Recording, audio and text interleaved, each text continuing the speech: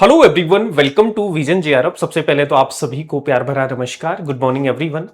उम्मीद करते हैं कि आप सब लोग अच्छे होंगे और सबकी स्टडीज भी अच्छी चल रही होंगी। आज का जो हमारा सेशन रहेगा इसमें हम बात करेंगे central advisory board of education CABE, यानी केंद्रीय जो सलाहकारी जो बोर्ड है आपका, शिक्षा सलाहकारी बोर्ड है, उसके बारे में हम डिस्कस करने वाले हैं, जो कि ब्रिटिश टाइम पर स्टैब्लिश किया गया था। ब्रिटिश भारत में इसको स्टैब्लिश किया गया था। ठीक है, central advisory board of education.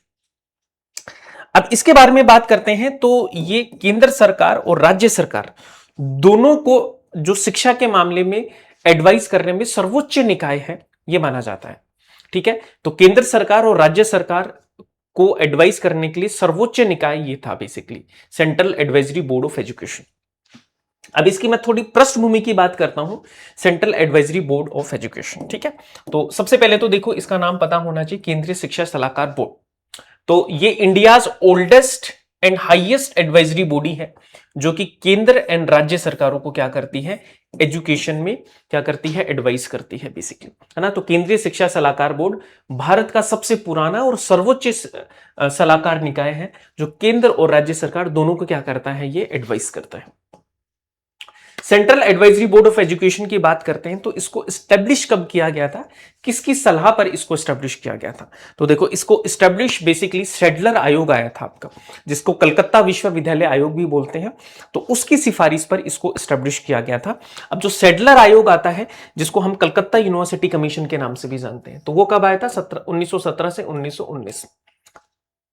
ठीक है, तो उसकी सिफारिश पर इसको एस्टेब्लिश किया था 1920 में। ठीक है, स्थापना कब हुई थी, 1920 में इसकी स्थापना होती है। ठीक है, और फिर होता क्या है कि 1923 में इसको फिर बंद कर दिया जाता है। फिर 1929 में हार्टोग कमेटी आती है, वो दोबारा एडवाइस करती है। फिर 1935 में इसको दोबारा से एस्टेब्लिश किया जाता है। तो एक बार मैं आपको थोड़ा सा इसका पृष्ठभूमि बता देता हूं, जिससे कि आपको चीजें क्लियर हो, है ना। तो पृष्ठभूमि इसकी हम बताते हैं कि इसका बैकग्राउंड क्या है। बेसिकली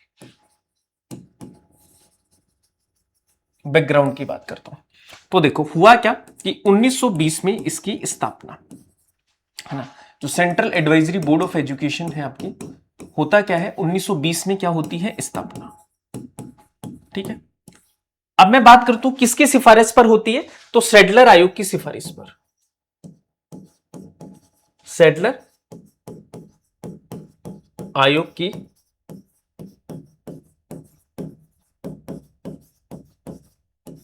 सिफारिश पर, राइट। उसके बाद में हम बात करते हैं यहां पर कि होता क्या है कि 1923 में इसको बंद कर दिया जाता है, क्योंकि आर्थिक तंगी आती है और उसके बाद में इसको बंद कर दिया जाता है। लेकिन फिर क्या होता है, 1929 में क्या होता है, आपकी एक समिति आती है जिसका नाम है हार्टोग समिति, हार्टोग कमेटी, और इसने बोला कि भाई ये बहुत इंपॉर्टेंट बॉडी है, इसको आप बंद मत कीजिए। तो फिर इस कमेटी की सिफारिश पर 1935 में इसको क्या किया, दोबारा से रीस्टार्ट किया गया, यानी पुनः इसको चालू किया गया। तो ये इसकी एक कहानी है जिसको आपको थोड़ा सा याद रखना है। 1920 में स्थापना हुई, 1923 में बंद किया, फिर 1929 में हार्टोग कमेटी आई और 1935 में इसको दोबारा से क्या कर दिया गया, रिस्टार्ट कर दिया गया। तो ये इसकी पृष्ठभूमि आपको याद रखना है, central advisory board of education, है ना। फिर हुआ क्या कि यहां पर 1992 में फिर आपकी राष्ट्रीय शिक्षा नीति आती है, जिसको हम प्रोग्राम ऑफ एक्शन बोलते हैं। तो 1994 तक ये क्या रहा, कार्यरत रहा, और बाद में 1992 में यहां पर ये जो शिक्षा नीति आती है तब तक इसको कार्यरत रखा। फिर बाद में भारत सरकार द्वारा जुलाई 2004 में इसका पुनर्गठन किया और तदनुसार पहली बैठक 10 और 11 अगस्त 2004 को आयोजित की गई, है ना।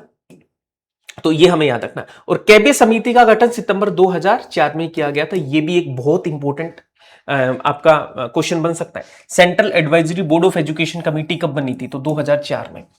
अब इसमें कौन कौन लोग होते हैं, तो बोर्ड में लोकसभा और राज्यसभा के निर्वाचित सदस्य, विभिन्न हितों का प्रतिनिधित्व करने वाले मनोनीत सदस्य शामिल होते हैं। और कौन कौन से मुद्दों पर ये सलाह देता है वो आपको जरूर पता होना चाहिए। ये गवर्नमेंट को सलाह देता है निःशुल्क एवं अनिवार्य शिक्षा विधेयक और प्राथमिक शिक्षा से संबंधित मुद्दे, बालिका शिक्षा और सामान्य विद्यालय प्रणाली, माध्यमिक शिक्षा का सार्वभौमिकरण, उच्च शिक्षा संस्थानों की स्वायत्तता, विद्यालय पाठ्यक्रम में संस्कृति शिक्षा का समावेशन, केंद्रीय शिक्षा सलाहकार बोर्ड के ये आपके मेन क्या है, कार्य हैं आपके, है ना, कि समय समय पर शिक्षा की प्रगति करना, केंद्र और राज्य सरकारों के बीच शिक्षा नीति के कार्यान्वयन के बारे में बताना, सरकार और अन्य संबंधित एजेंसियों के साथ समन्वय यानी कोऑर्डिनेशन एस्टेब्लिश करना, है ना, केंद्र और राज्य सरकार और केंद्र शासित प्रदेश जो है उनके प्रशासनों, जो प्रशासक हैं उनके बीच में समन्वय करना। तो ये सारे के सारे काम किसके हैं, central advisory board of education के, है ना। तो ये हमें थोड़ा सा याद रखना है, ठीक है। तो ये मेन बातें थी, है ना, इनको आपको याद रखना है। अब मैं दोबारा से देखो यहीं पे लिख देता हूं, है ना, यहां पर आपको शायद दिख नहीं रहा होगा, मैं यहीं पर आपको एक जगह ही लिख देता हूं जिससे कि आपको थोड़ा सही समझ में आए। देखो 1935 में रीस्टार्ट हुआ,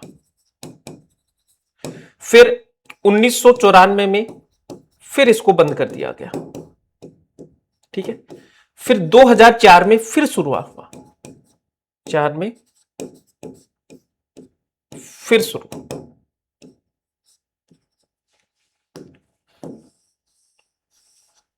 फिर शुरू।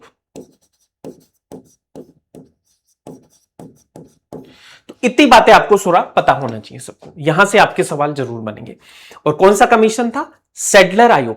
सैडलर आयोग की सिफारिश पर इसको स्टैब्लिश किया गया था, जिसको कलकत्ता यूनिवर्सिटी कमीशन भी बोलते हैं, और कमीशन के हेड थे माइकल सैडलर, ठीक है।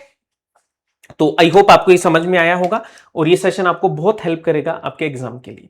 अगर आपको अच्छा लगा है तो आप कमेंट करके जरूर बताना, और आपका कोई डाउट है वो भी आप पूछ सकते हो। साथ में पेपर 1 की दोनों किताबें आपकी आ चुकी हैं, आप विजन जेआरएफ के ऐप डाउनलोड करोगे तो आपकी हिंदी मीडियम की किताब भी मिलेगी और इंग्लिश मीडियम की किताब भी आपको यहां से मिल जाएगी। साथ में हम बात करते हैं पेपर 1 का आगाज बैच, हिस्ट्री का अर्जुन बैच, साथ में कॉमर्स, पॉलिटिकल साइंस, ज्योग्राफी, है ना, एजुकेशन, सोशियोलॉजी, हिंदी, इन सभी पेपर 2 के बैचेस भी आपको विजन जेआरएफ के ऐप पर मिलेंगे। तो विजन जेआरएफ का ऐप आप डाउनलोड कीजिए। कोई डाउट है, कुछ पूछना है तो इस नंबर पर कॉल कर लेना, ये हमारी सपोर्ट टीम के नंबर है। साथ में टेलीग्राम चैनल से आप जुड़ जाइए, जहां से आपको रेगुलर अपडेट्स मिलते रहेंगे।